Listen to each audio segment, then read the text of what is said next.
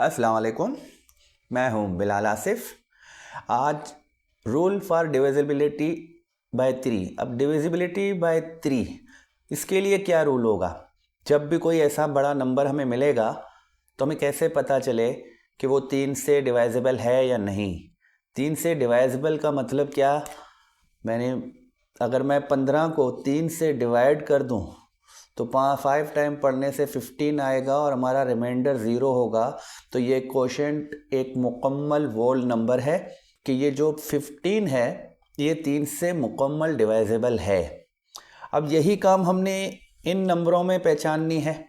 तो ऐसे बहुत से नंबर होंगे, अक्सर हमें फ्रैक्शन मिलते हैं जिनको हम सिंप्लीफाई करते हैं, तो वहाँ पर भी हमें यही काम करना पड़ता है कि हमें देख कर ही, बजाय इसके कि इस तरह हम पूरा डिवाइड करके उसको मालूम करें कि उसको 3 का टेबल लगता है या 3 से पूरा डिवाइजिबल है या नहीं, तो हम छोटा सा ट्रिक इस्तेमाल करके पहचान सकते हैं कि ये 3 से डिवाइजिबल है। अब पहला नंबर है हमारा 25, 10, 61।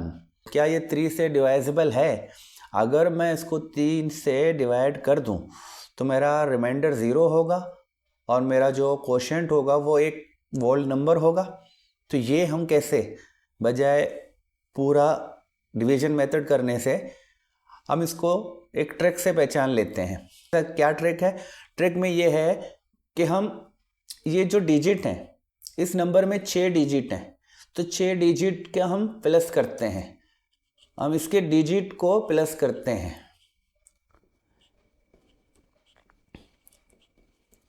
तो अब 251061 मैं इसको अगर प्लस कर दूं तो ये कितने होंगे? 2 में 5 मिलाते हैं 7, 7 में 1 8, 8 में 6 मिलाते हैं 14 और 14 में 1 मिलता है तो कितना बनता है? 15 बनता है। तो अब 15 क्या 3 का मल्टीपल है?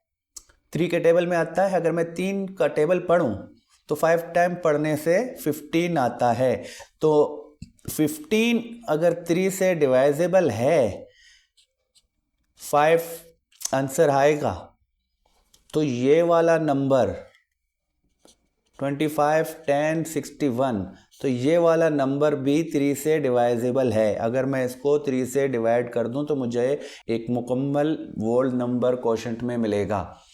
तो इसी तरह अब नेक्स्ट सवाल है मेरे पास, नेक्स्ट नंबर है मेरे पास 241, 2006। अब इसके डिजिट मुझे प्लेस करने हैं। 2 में 4 मिलाता हूँ 6, 7, 2 और मिलाऊँ 9, 9 में 6 मिलाता हूँ तो 15 आता है दोबारा। और 15 3 से डिवाइजिबल है, तो मतलब कि ये नंबर भी 3 से डिवाइजिबल है। तो बजाय उसके कि हम उसको डिवाइड करके देखें कि ये 3 से पूरा डिवाइजिबल है या नहीं, तो हम छोटा सा ट्रिक इस्तेमाल करके इसको मालूम कर सकते हैं कि ये 3 से डिवाइजिबल है या नहीं। ये एक फ्रैक्शन है।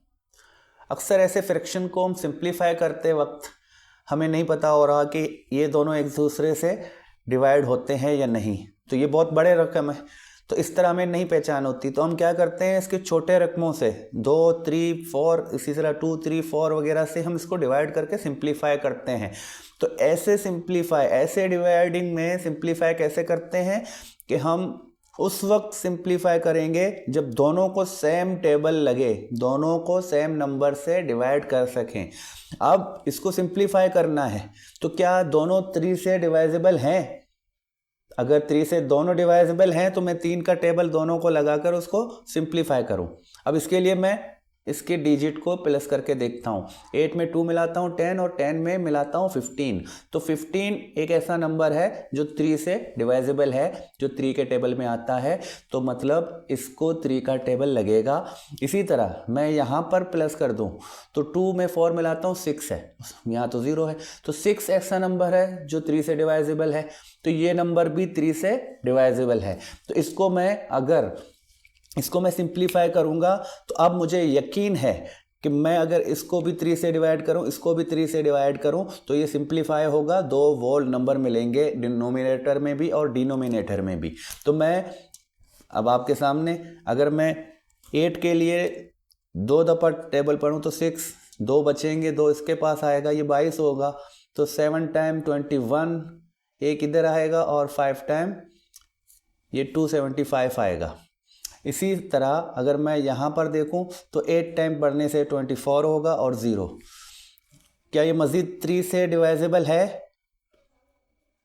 तो 7 2 9, 9 में 5 मिलाता हूँ 14 होगा, तो ये तो 3 से डिवाइजेबल नहीं है। इसी तरह 8 0, ये भी 8 हो रहे हैं, तो ये भी 3 से डिवाइजेबल नहीं है। तो मज़ीद इसको हम 3 से और सिंप्लीफाई नहीं कर सकते, कुछ दूसरा नंबर हो सकता है, 5 हो सकता है, 5 से ये डिवाइजेबल होगा, सिंप्लीफाई होगा, लेकिन अभी हम 3 की बात कर रहे हैं, तो ये नंबर 3 से डिवाइजेबल नहीं होगा।